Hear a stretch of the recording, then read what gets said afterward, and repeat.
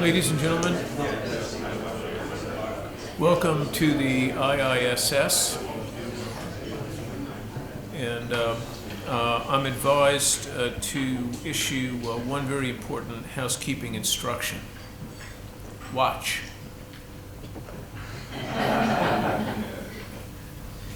I lead by example. So thank you for complying.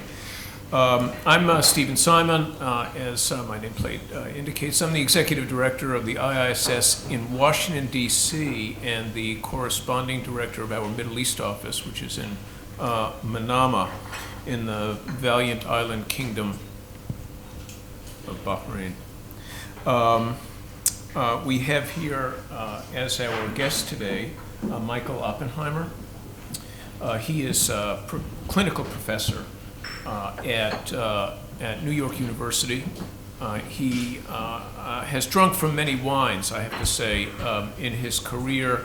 I know him because I met him, actually. We were talking about how we met. It was many, many years ago at a conference for, I guess, young strategists of some kind or another. But we did collaborate in subsequent years on a work he was doing, I guess it was for the intelligence community, really, on alternative futures. So he's been, in essence, in the scenario planning business, if I can put it that way, for quite a long time, and has learned a lot about it and has gotten very adept. More recently, I've collaborated with him in scenario planning exercises that he has done under a Carnegie grant at NYU. One on Iraq, which was a stimulating exercise indeed. And although, as you have pointed out more than once, you don't aim for prescience, there were prescient elements to that scenario planning drill. And of course, more recently, I was a participant along with other, very interesting people actually in the scenario planning drill on Syria, about which Professor Oppenheimer will speak today. I'm going to leave the introduction there and hand it over to you, if that's okay. That's fine. Thanks, Stephen. Am I on? Yeah. Thank you. So it's good to be here. Thanks, Stephen, for the invitation. The Syria report, and there were several copies piled up in the back. I hope you've been able to get a copy for yourself. If you weren't able to, we have a website you can access at CGA Scenarios. You just Google that. CGA stands for Center for Global Affairs, which is what I teach. CGA Scenarios, you will access Syria plus all the other reports that we've done under this Carnegie grant, including the future of Russia, China, Turkey, Ukraine, and Pakistan. And two previous studies we did before Carnegie gave us money to do this. One on Iraq, that Stephen mentioned, one on Iran. So thanks, many, many thanks to Carnegie. They've been very generous and very supportive. Stephen made the important observation that it's nice if you're prescient, if you can predict things, but the purpose of alternate futures is not to be predictive, but to be both rigorous analytically and imaginative. So the scenario exercise accepts uncertainty, unpredictability, rapid change, complexity as givens in this world that we live in. But instead of throwing up our hands and simply kind of rolling the dice or making sort of uninformed guesses about the future, tries to at least bound uncertainty, tries to understand the forces that are at work that are creating current or potential revolutionary changes in the world, in regions, in key countries.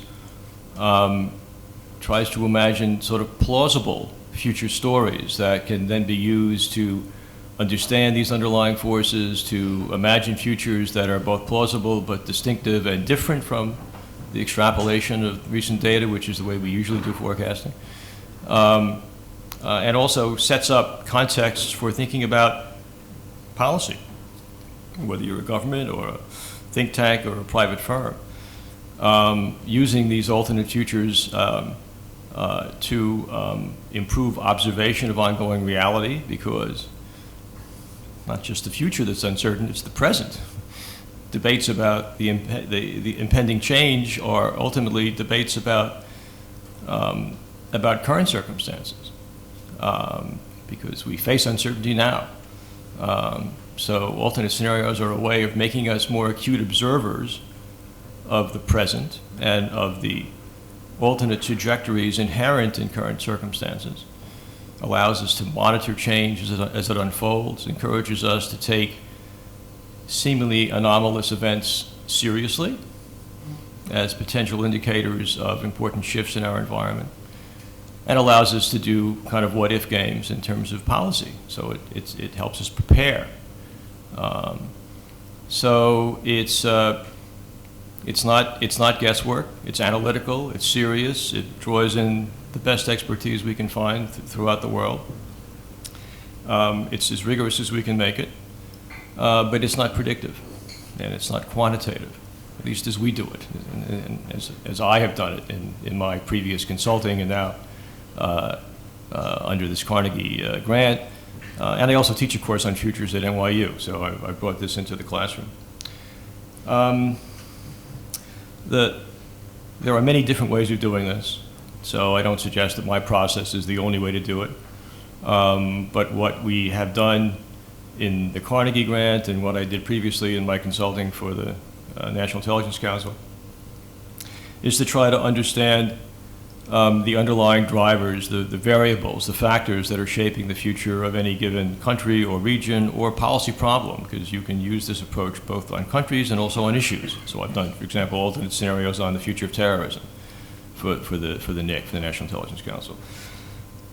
So what are these factors? How variable are they? How might these factors interact presently and in the future? Because it's often in the interaction of variables that dynamic and unforeseen change takes place. We often tend in organizations to stovepipe these different kinds of factors and often don't see the interactions between them.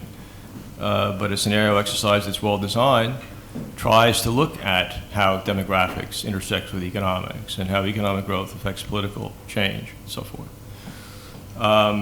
So drivers, interactions. We also look in the literature for extant forecasts. In the case of Syria, there were a multitude going into this project we did on Syria. So what are people saying out there about the future of Syria? We try to deconstruct current policy to understand what assumptions underlie current policies. Sometimes those assumptions are explicit, often they're not. So it's not always obvious what assumptions are governing current strategies in a client organization. In the case of this series of studies for Carnegie, the ultimate audience, if not client, is the US government. So we're trying to influence the way policymakers view the future of Syria and to try to use those scenarios as ways of thinking about current US policy. Out of the driver interactions and out of the literature, I and my team of graduate students at NYU come up with a dozen or so interesting, distinctive, challenging scenario kind of fragments, ideas. I pulled together a dozen or so, maybe 15 people at NYU for a 2-day workshop. They represent the best experts we can find all over the world. We try to match expertise with drivers. So if it turns out that there are major water issues in Pakistan, we want someone there who understands water issues in Pakistan. So we're not just trying to assemble, the usual suspects.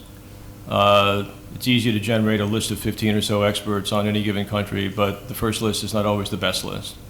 You have to really dig down, and to dig down and get the right people at the table, you need to understand at least the structure of change for that particular country.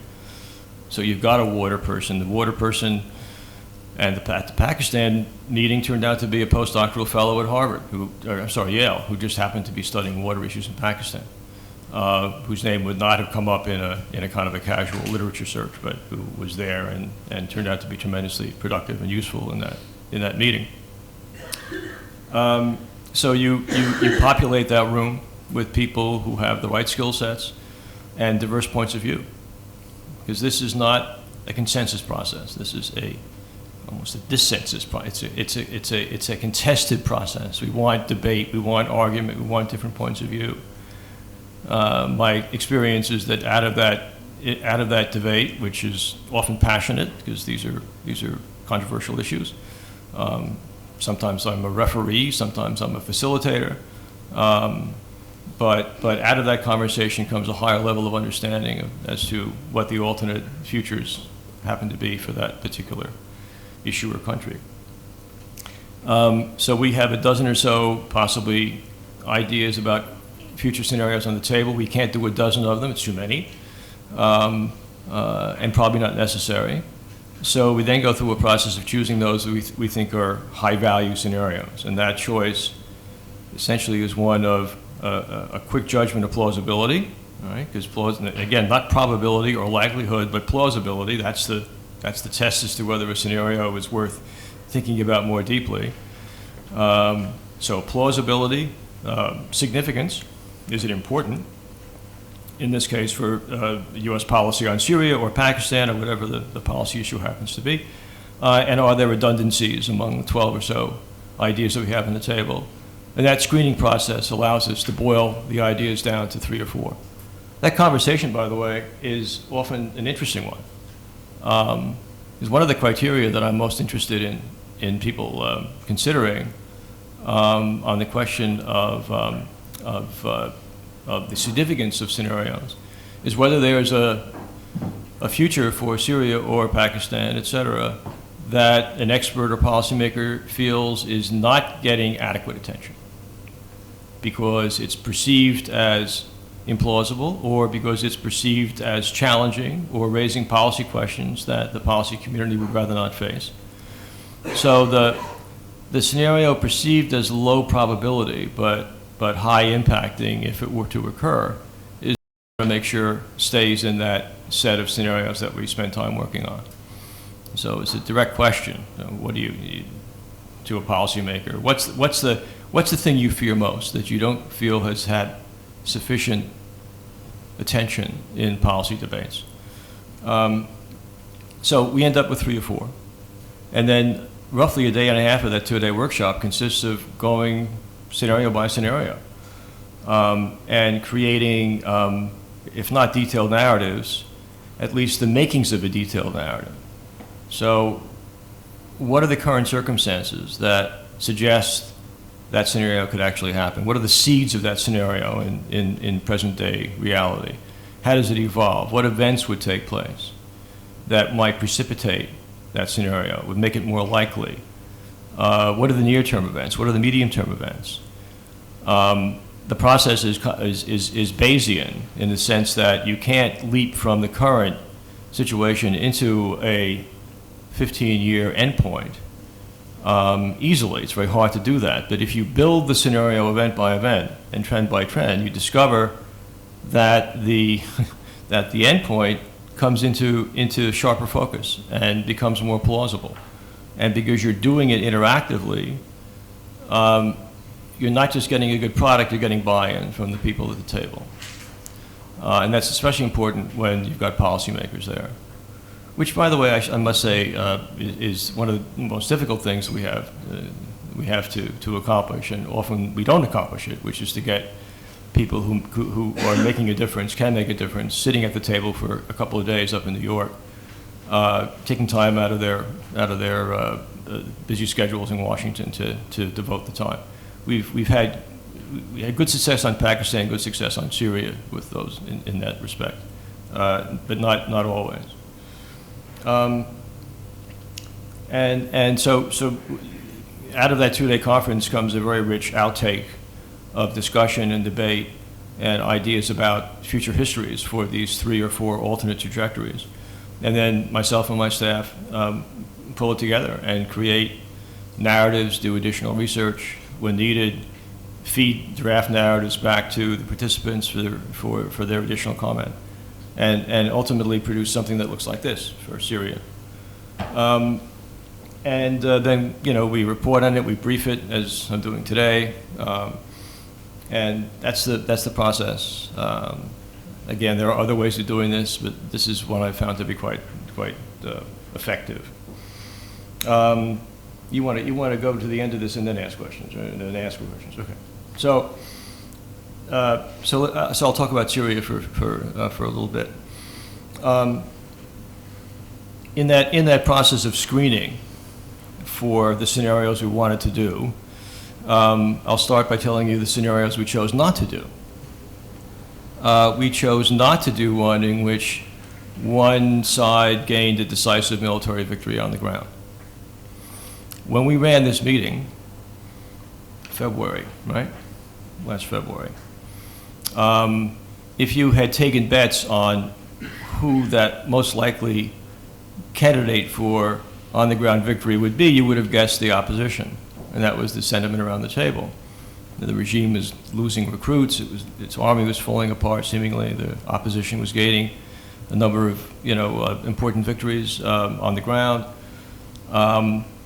There was a general sentiment, not shared by some of the Syrians at the table, by the way, but most of the Americans and some of the Syrians seemed to feel that the opposition held the upper hand.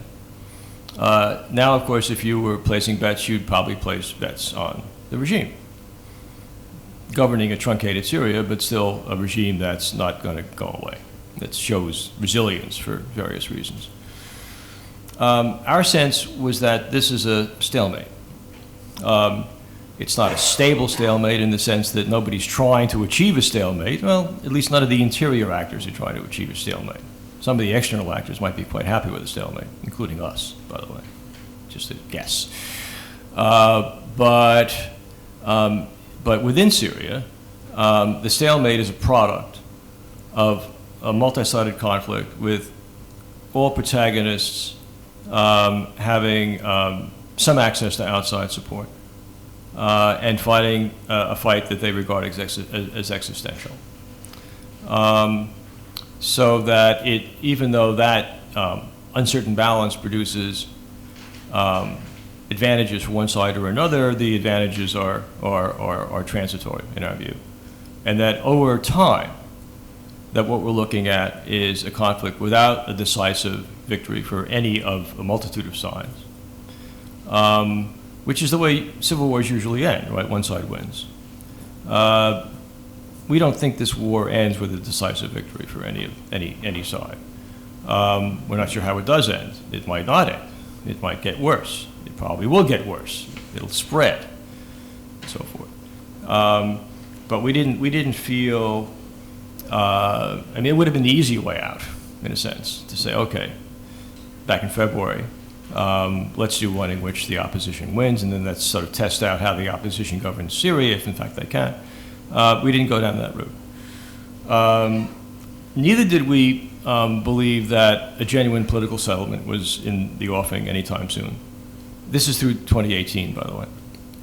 We didn't see the basis for power sharing, for accommodation, for compromise. We saw circumstances that made a genuine political settlement about as far-fetched as it possibly could be. And we don't think that's changed very much.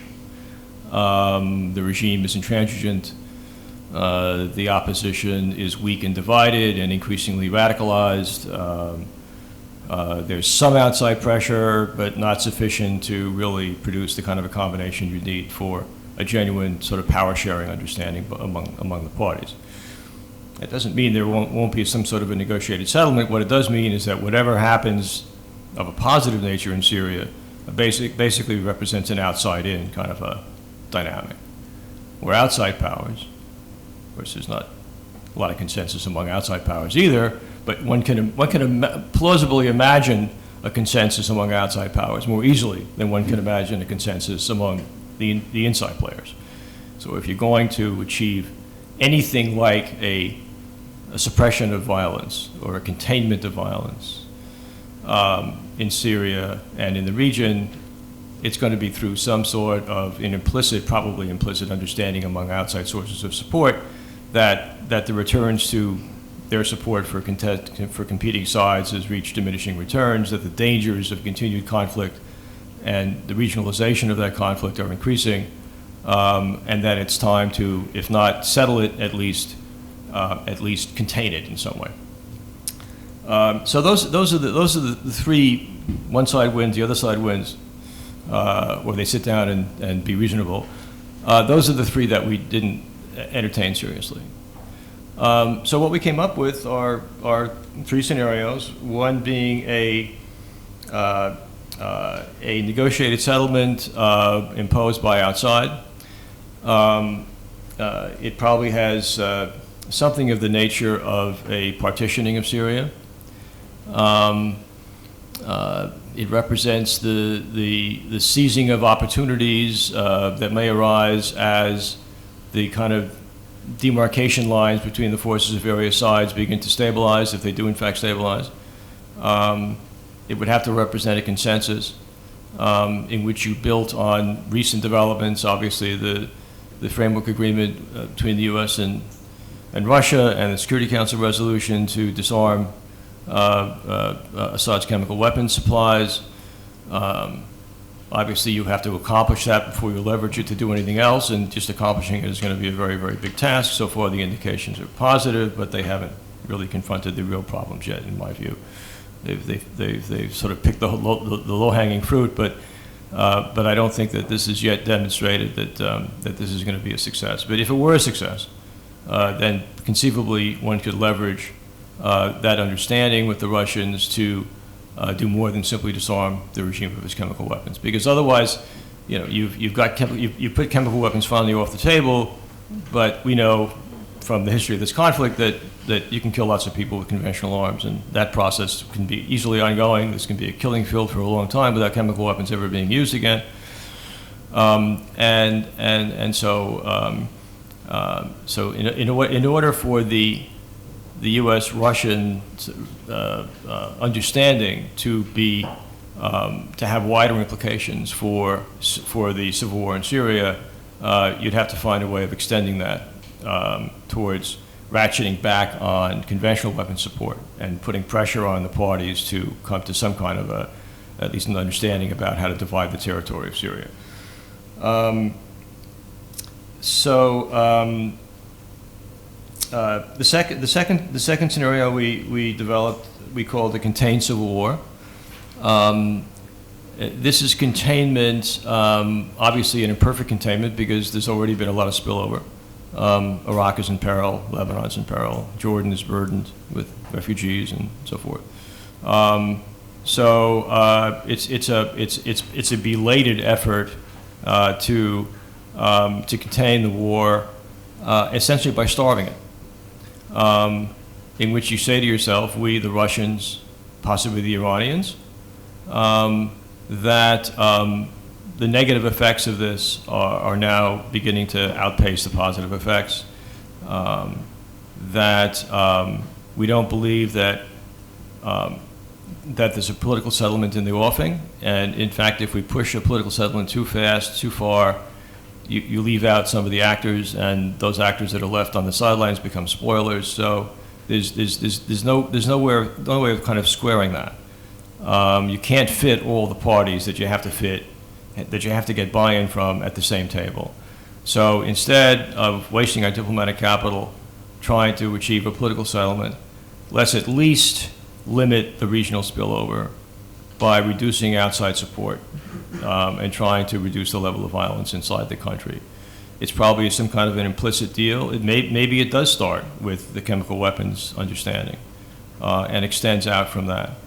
But it's not a formal accord. It's not a power-sharing agreement. It's not a formal negotiated settlement. It's a determination really to try to quarantine the violence inside Syria. And it's realpolitik, obviously. It doesn't satisfy the need and the hope of Syrian people for a degree of safety, but it limits the damage. And it may be the most plausible, the scenario that combines plausibility with some positive effects, in the sense that the entire region doesn't become inflamed in a Sunni Shia regional conflict. And then obviously the third scenario is the worst case. In this case, also happens to be the most likely, in my view, in our view, even though likelihood wasn't a major consideration. But kind of looking back on what we did, most of us seem to feel that the regionalization of the conflict was most likely, because that was the trend and because there didn't seem to be anything in its way. So the world dithers. No one intervenes, essentially, or at least not to positive effect. The U.S. essentially on the sidelines. The Russians supporting Assad. An increasingly radicalized opposition getting support from the Gulf states. And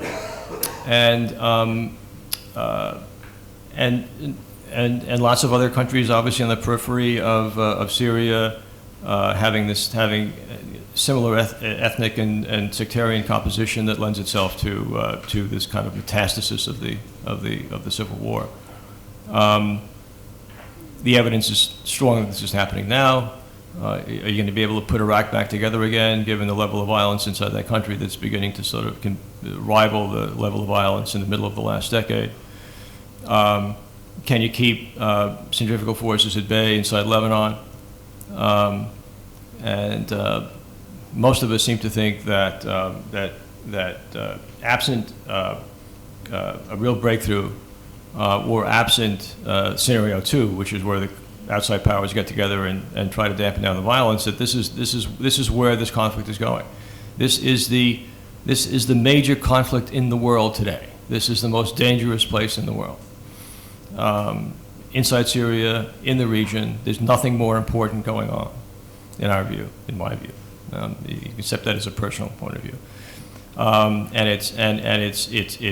It doesn't grab headlines all the time because other things are in the headlines, like budget crises and debt crises, and the nuclear conversations with Iran, and the chemical weapons deal on Syria. But in my view, none of these rival the potential downside of what's happening inside Syria, and it's progressing as we speak.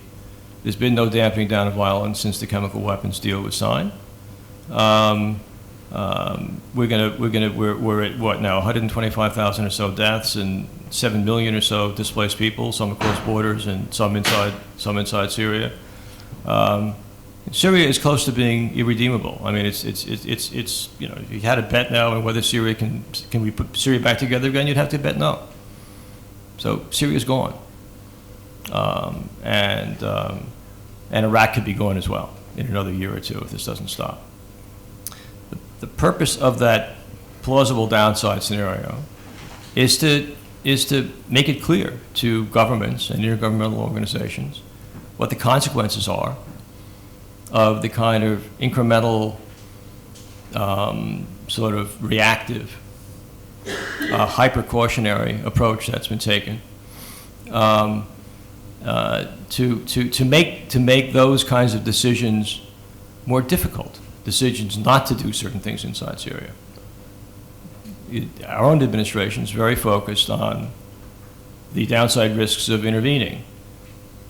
The story in this scenario communicates the downside risks of not becoming a more effective actor on the ground, whether that means intervention or whether it means simply becoming more active diplomatically. I a priori don't believe in always choosing a downside scenario, but when you're convinced that the downside scenario is also the most likely, unless something happens that's very dramatic, then you owe it to yourself to develop that nightmare, essentially, and to think through the consequences, and to try to get that downside scenario in play, because that's where it ought to influence policy conversations. And somebody ought to be saying, okay, we can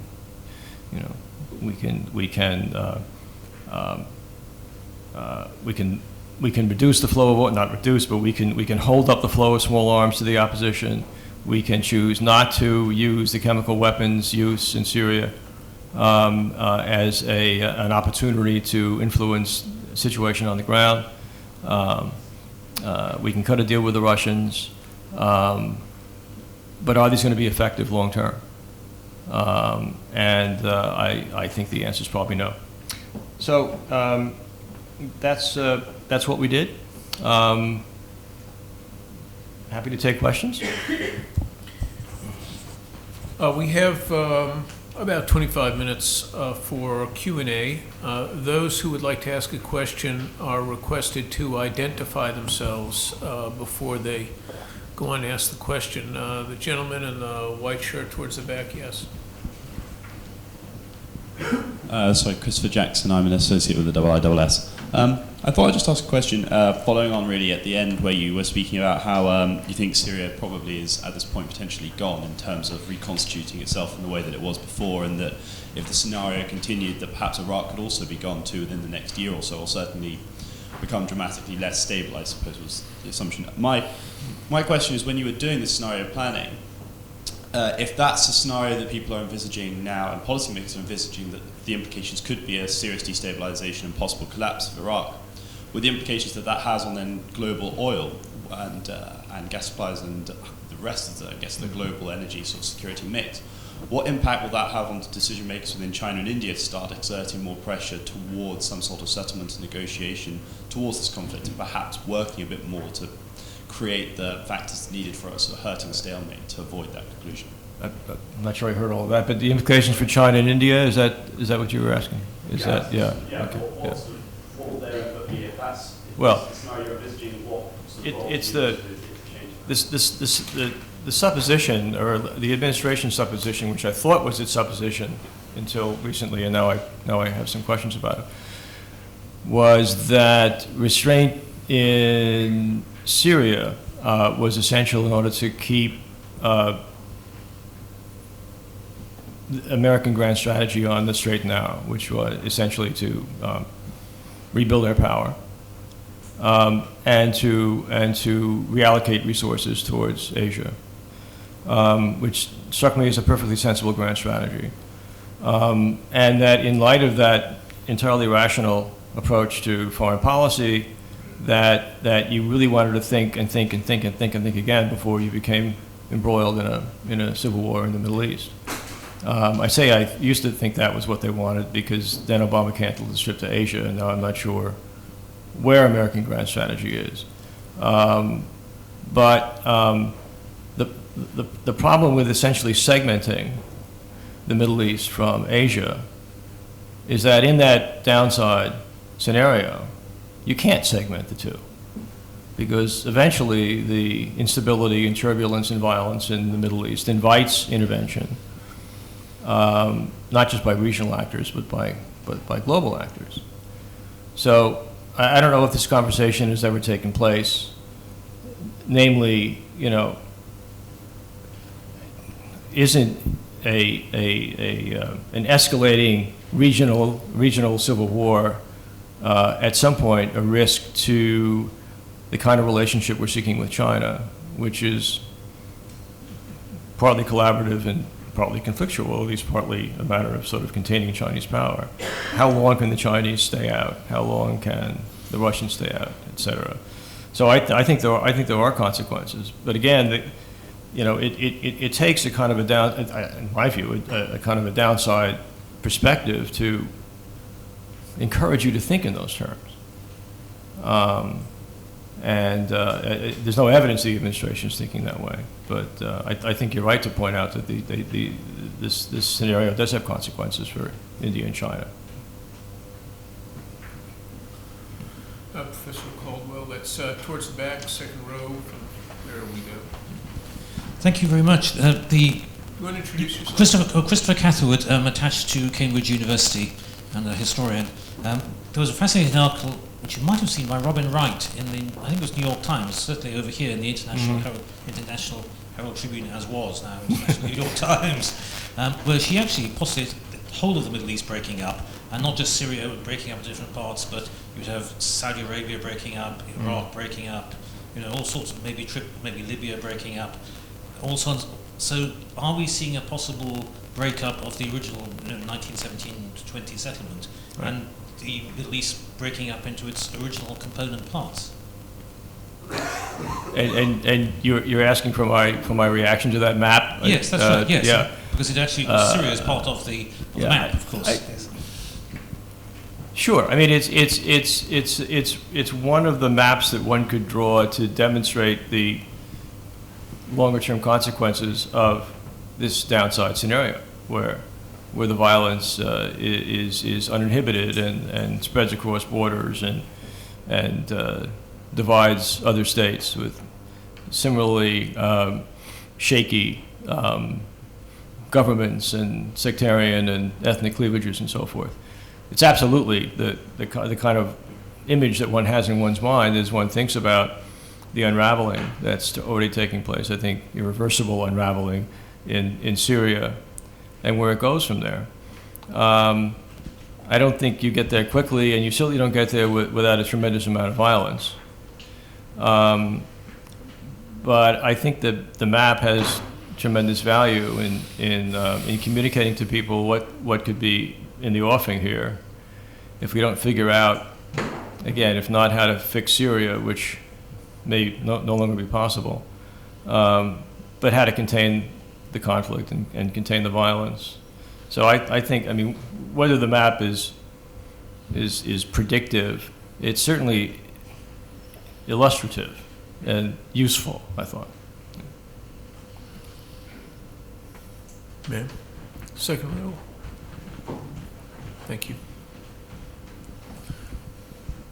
Shazadi Beg, I'm a barrister and a member of the Institute. In your scenario planning, how much consideration did you give to the religious aspects, the Sunni-Shia conflict that we now see from the Hindu Kush to the Levant? And of course Syria is very much a part of that. And whether in your scenario you considered what could be done to rein in the drivers of the Shia-Sunni conflict? Well, what do you consider the drivers of the Sunni-Shia conflict to be? Well, you mentioned them in your talk, Mm. which, I mean, to give you the most obvious example, Yeah. almost all the jihadi groups in the opposition are Sunni extremist groups, Right. funded and supported and trained by the Gulf states and Saudi Arabia. Syria was an interesting project for Carnegie to give us, in the sense that it was already falling apart when they called us and said, "Please do this." So the Russia, China, Turkey, Ukraine, even Pakistan studies were studies of states at various degrees of cohesion or uncohesion, or lack of cohesion. Pakistan being the worst case, arguably Russia or China. They all have issues, obviously, but they're all states. Syria is no longer a state. So it may be a little late to deal with the underlying factors that are dividing Sunni and Shia inside Syria. So you've wasted 3 years, and all the good options are gone. All the underlying drivers that you might have influenced are no longer accessible to you. They're no longer you can no longer influence them. You can still possibly influence them in the rest of the Middle East. But I think the best you can do is to, as they say, try to reduce the level of violence between these groups by starving them of funds and/or arms, and then trying to, at an opportune moment, impose some kind of a separation of forces. But you'll still have a long, civil war among jihadi groups who don't agree, who are a multitude of groups, some Al-Qaeda affiliated, some not. And even if you reach some kind of an informal ceasefire, let's say, between the regime and its opponents, the opponents are still going to be fighting in Syria. And they'll be fighting across borders, and they'll be fighting in Iraq. I mean, I understand the question. It's a good question. I don't know, in the case of Syria, whether there's very much you can do about those drivers. In China, you can try to, influence the growth model. In Russia, you can deal with, or try to deal with corruption. In Syria, it's too late. First row this side. Jonathan Paris, Atlantic Council. Welcome to London, Michael. Yeah, thanks. I have to confess first that I was part of your Pakistan members or team. Yeah. And so I guess the gist of my question is how do you compare the Syria team and the Pakistan team? It looks like in the numbers that our team was twice as large as the Syrian team. Right. And the other thing is there was something coincidental about the Pakistan meeting. It took place on April 29th and 30th, and then on May 1st, as we were leaving, it was right where 9/11 took place too. We were meeting down, you put us in the hotel down in Ground Zero. Yeah. Abbottabad happened, and Osama bin Laden was assassinated. So I wondered if you knew beforehand that was going to happen. Well, yeah, you've already asked me that question. Did I know about that? That was going to happen?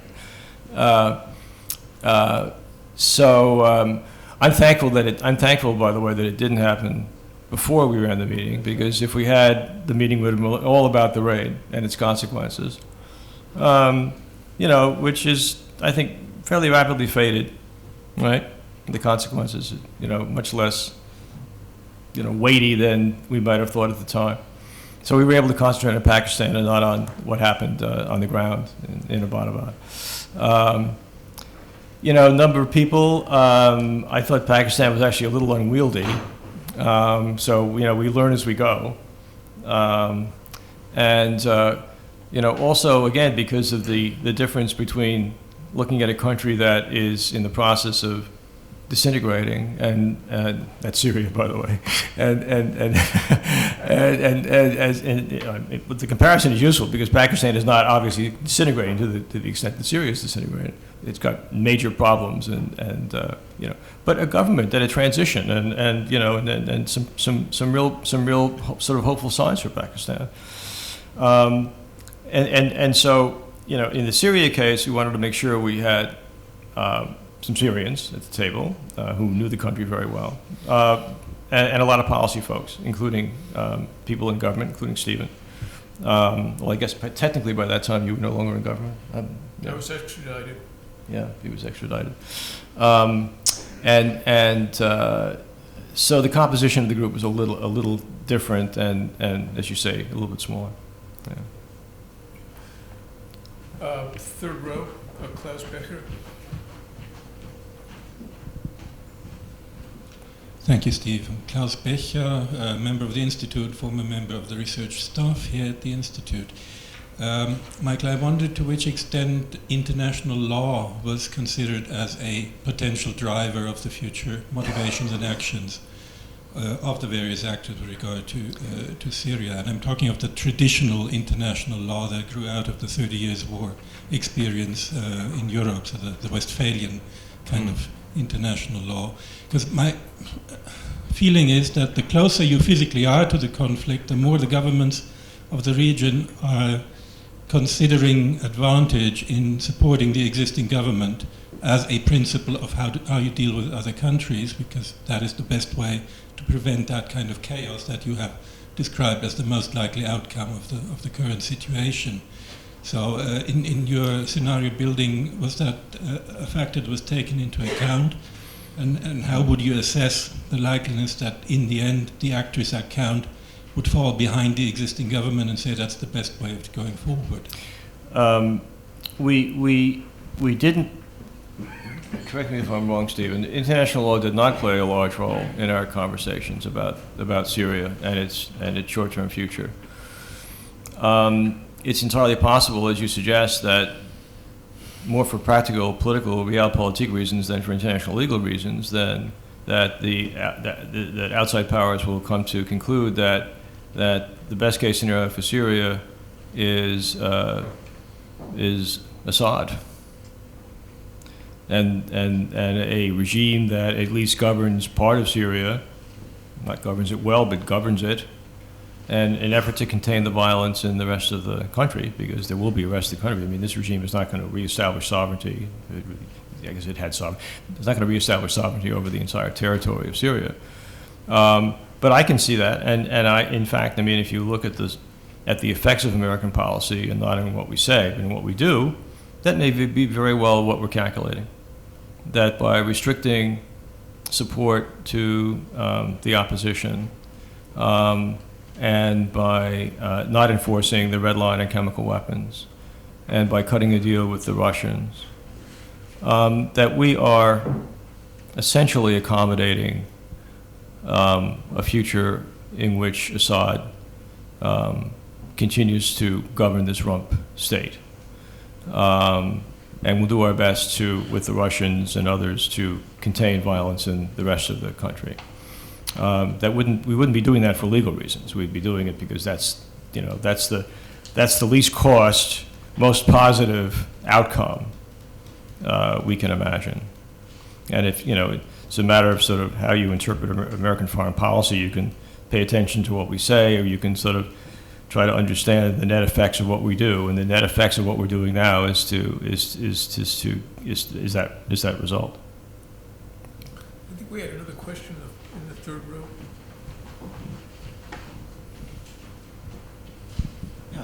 John Hemmings from LSE.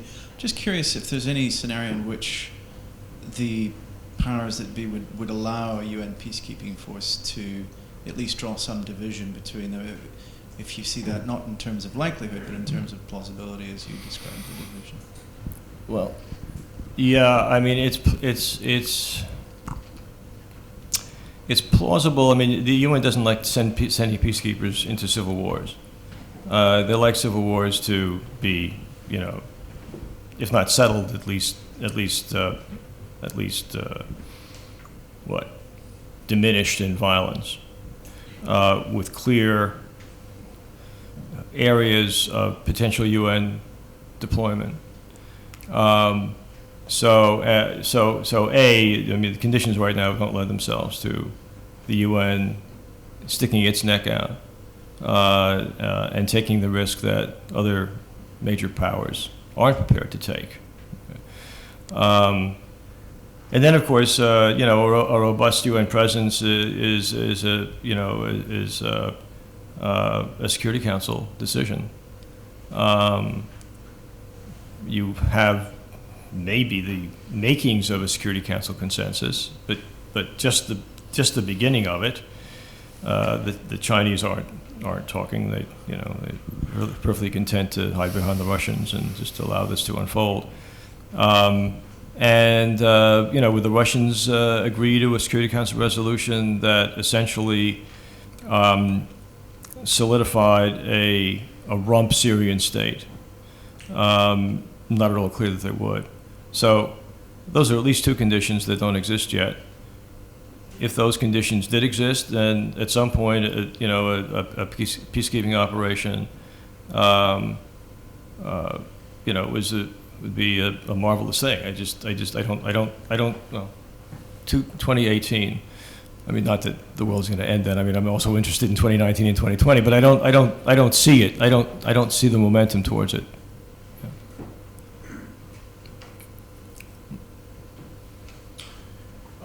Back in the room, on the side. Hi, Matthew Vick from the UK Foreign Office. A couple of quick questions. One, what assumptions did you make about the trajectory of the regime under your different scenarios? Was it held steady? When it gets shot out of the cannon. When it gets shot out of the cannon, it doesn't go very far. I'm sorry, the trajectory of the regime. The trajectory of the regime, yeah. Or the evolution of the regime under these different scenarios. Was that held as a sort of constant? And the other one is around, I was interested in what you were saying about the developing local conditions, and particularly how difficult it is to get any traction on underlying drivers when the country fragments. But also, I presume it's harder to predict underlying drivers and where they're going to go when they become much more localized and fragmented. So those two things, so the evolution of the regime and the development and influence of local factors. Thank you. Local factors. Well, you suggested the answer on the regime. I mean, we didn't go into any detail on the composition or the evolution of the regime. So that was more or less a constant. And it's an interesting question. But we didn't really speak to it. Local conditions, I mean, as they relate to the potential drivers of the future of Syria. We did some close analysis of local conditions, but for the most part, there's been so much displacement, so much destruction of the economy and the economic infrastructure, so much violence that it didn't really pay off. To go into details.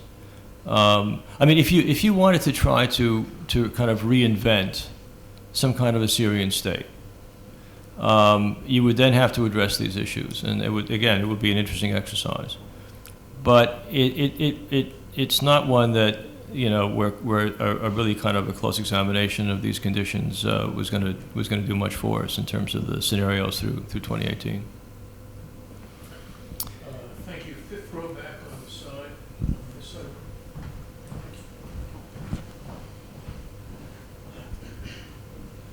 George McIntosh from BAE Systems. Given the fragility of Iraq and the arguably fragility of Turkey as well. Of Iran? Of Iraq yeah. And Turkey. How much does that fragility preclude a situation in which a partition of Turkey might have to include a Kurdish fragment? And given the sort of interest of other nations in both Turkey and Iraq, and therefore wanting to avoid that partition because of the obvious knock-on consequences that it might have.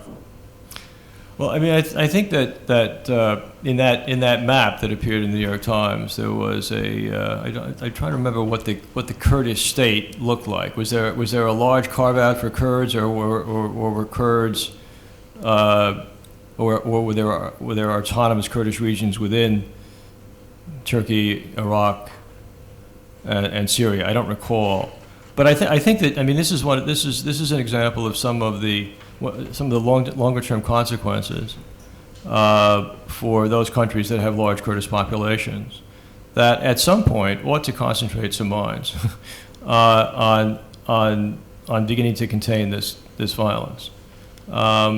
It's the value of that map. It's the value of the downside scenario that you would hope that rational minds would prevail, and that the solution for Turkey is not to be a conduit for arms and jihadist fighters into Syria, but an effort to actually control their border, to try to make peace, the best peace they can with the Kurds internally, but to try to control that border so that these centrifugal forces don't have their way. Ma'am, this will be the last question.